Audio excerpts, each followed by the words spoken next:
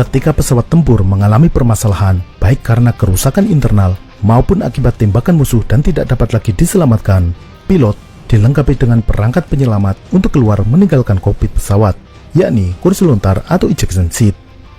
Ketika diaktifkan, kursi lontar akan meluncur terbang membawa badan pilot keluar dari pesawat. Lalu, setelah keluar, parasut akan mengembang sehingga pilot dapat mendarat dengan selamat. Kursi lontar merupakan peralatan penyelamat yang selalu ada pada pesawat tempur modern. Beberapa pesawat militer lain, semisal pesawat pembom, juga dilengkapi dengan kursi lontar. Dalam video ini, kita akan membahas cara kerja dari kursi lontar. Kita mulai dari sejarah pengembangan kursi lontar. Pada Perang Dunia Pertama dan Kedua, pesawat terbang mulai digunakan dalam pertempuran. Sering kali terjadi pesawat terbang tertembak dan tidak dapat lagi berfungsi. Satu-satunya cara menyelamatkan diri adalah dengan melompat dari pesawat secara manual.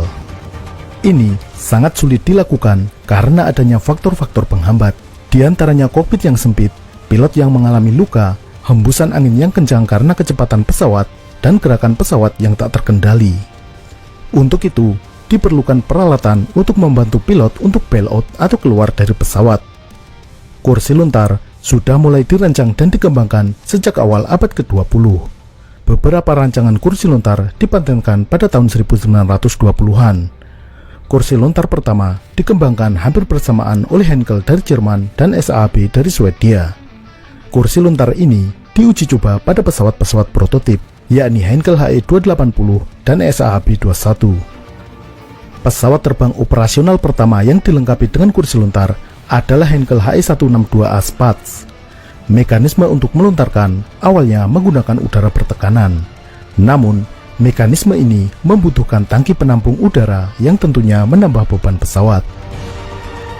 Kemudian, dikembangkan mekanisme dengan menggunakan bahan peledak kecil. Bahan peledak ini dikemas dalam katrit seperti peluru shotgun. Katrit ini ditempatkan di bagian bawah dari pipa baja. Ketika diaktifkan, katrit akan meledak. Tekanan gas hasil ledakan akan mendorong pipa penutup ini ke atas sekaligus melontarkan kursi bersama pilotnya. Namun, sistem ini masih memiliki kelemahan. Ketinggian lontaran terbatas. Dengan kecepatan pesawat yang semakin tinggi, sistem ini tidak aman karena pilot bisa tertabrak ekor pesawat. Menambah kekuatan bahan peledak juga berbahaya karena hentakan yang besar bisa membuat cedera tulang punggung yang berakibat fatal. Kemudian, sistem pendorong diganti dengan roket. Dengan menggunakan roket, maka ketinggian lontaran kursi bisa ditambah, sedangkan hentakan awal saat meluncur tidak tiba-tiba sebagaimana jika menggunakan dorongan bahan peledak.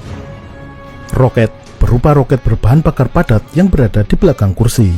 Saat diaktifkan, roket ini akan mendorong kursi lontar beserta pilotnya meluncur ke atas.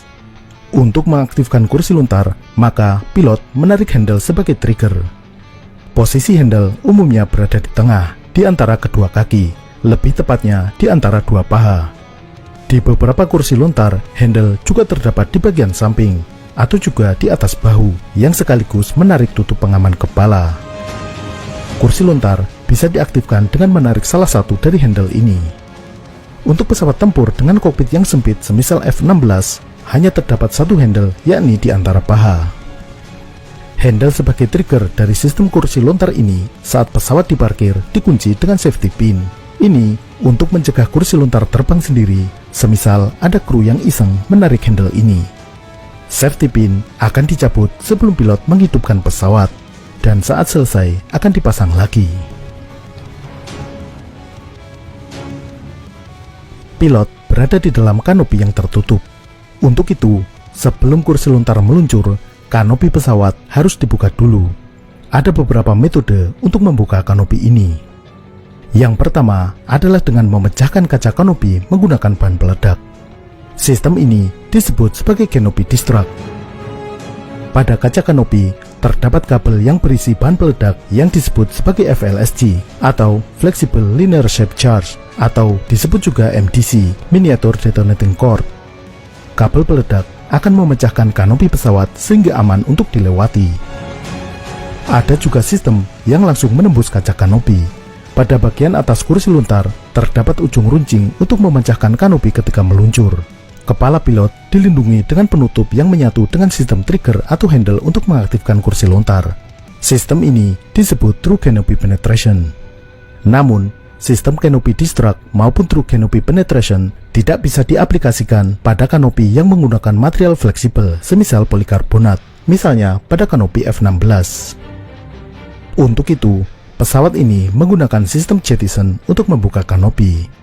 Pada engsel kanopi terdapat bahan peledak kecil, sedangkan di bagian depan terdapat roket kecil untuk meluntarkan kanopi. Bahan peledak memutus sambungan engsel dan roket mendorong bagian depan kanopi ke atas.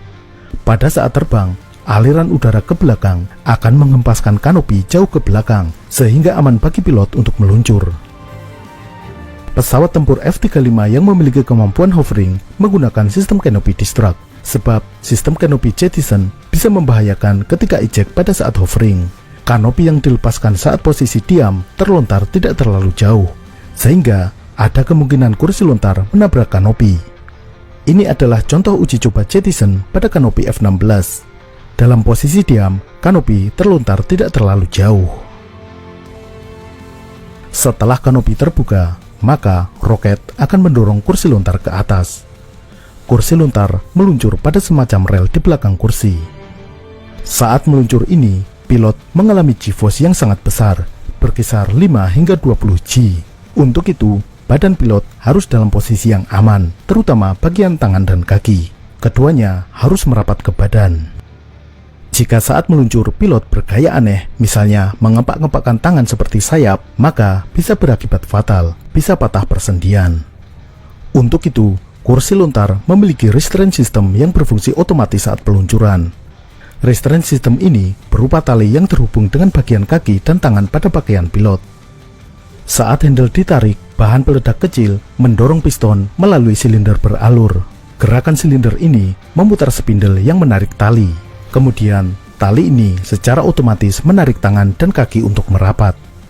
Pada kursi lontar yang lebih modern, juga ditambahi pengaman di bagian samping dan atas untuk melindungi tangan dan kepala pilot saat melontarkan diri. Karena G-force yang besar saat peluntaran, tidak jarang berakibat pilot mengalami blackout atau pingsan. Pada masa lalu, pilot harus secara manual membuka parasut. Jika pilot pingsan saat meluncur, maka parasut tidak akan membuka, dan dia bersama kursinya akan jatuh seperti batu. Maka, saat ini kursi lontar bekerja secara otomatis. Setelah handle ditarik, seluruh sekuens dari kursi lontar, mulai dari membuka kanopi, meluncur, hingga membuka parasut, akan berfungsi secara full otomatis. Sehingga, meskipun pilot pingsan, parasut akan tetap membuka. Pilot tentunya juga dilatih dalam simulator kursi lontar. Dalam simulator, disimulasikan hentakan saat menggunakan kursi lontar. Setelah keluar dari kokpit, roket akan terus mendorong kursi lontar ke atas menjauh dari badan pesawat. Roket ini akan melontarkan pilot beserta kursinya setinggi 30 hingga 60 meter ke atas. Pada kursi lontar modern, terdapat sensor yang mendeteksi posisi pesawat saat peluncuran, apakah tegak, miring, atau bahkan terbalik. Lalu, komputer akan mengarahkan arah semburan roket sehingga kursi lontar melontar ke arah yang aman. Seperti dalam contoh ini, dengan posisi pesawat miring, roket akan membelokkan arah lontaran tetap ke atas. Bahkan, pada pesawat dengan kursi ganda, terdapat sensor yang mendeteksi posisi masing-masing kursi. Roket akan diarahkan mendorong kursi lontar saling menjauh untuk menghindari tabrakan. Pada saat meluncur ini, drop gun menembakkan selak logam untuk menarik drop parasut, yaitu parasut kecil untuk memperlambat dan menstabilkan gerakan kursi lontar ini. Setelah beberapa saat, sensor ketinggian akan melepaskan kunci parasut utama, sehingga drop parasut menarik keluar parasut utama. Aliran udara akibat kecepatan jatuh dari kursi lontar membuat parasut utama mengembang. Pada saat parasut terbuka, saat itu juga kursi dan pilot terpisah dengan sistem seatman separator.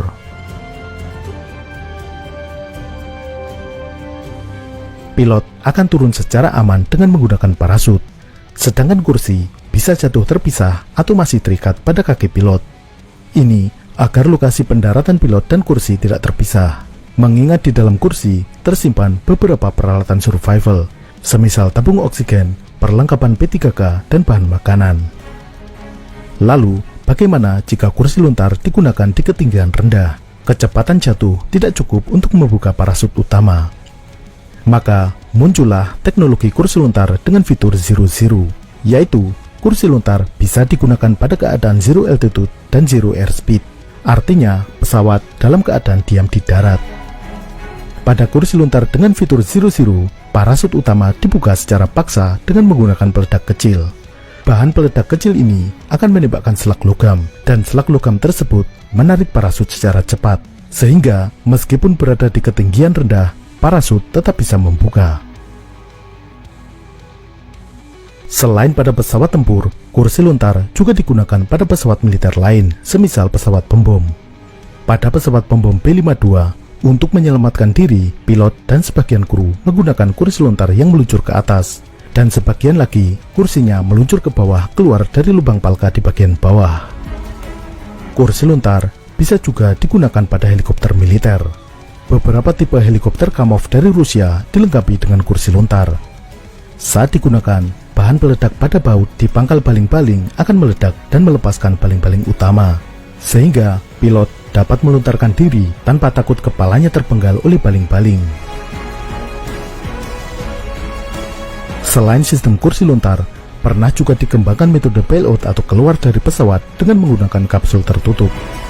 Saat diaktifkan, kapsul ini akan menutup dan terlontar keluar dari pesawat. Namun, sistem ini memberikan tambahan beban yang cukup berat, sehingga pengembangannya tidak lagi dilanjutkan. Teknologi kursi lontar terus berevolusi dengan mengadopsi teknologi baru agar semakin handal dan aman dalam menyelamatkan nyawa pilot. Sampai jumpa. Terima kasih sudah menonton. Jangan lupa subscribe dan nyalakan loncengnya agar kamu tidak ketinggalan informasi penting dari video-video terbaru kami.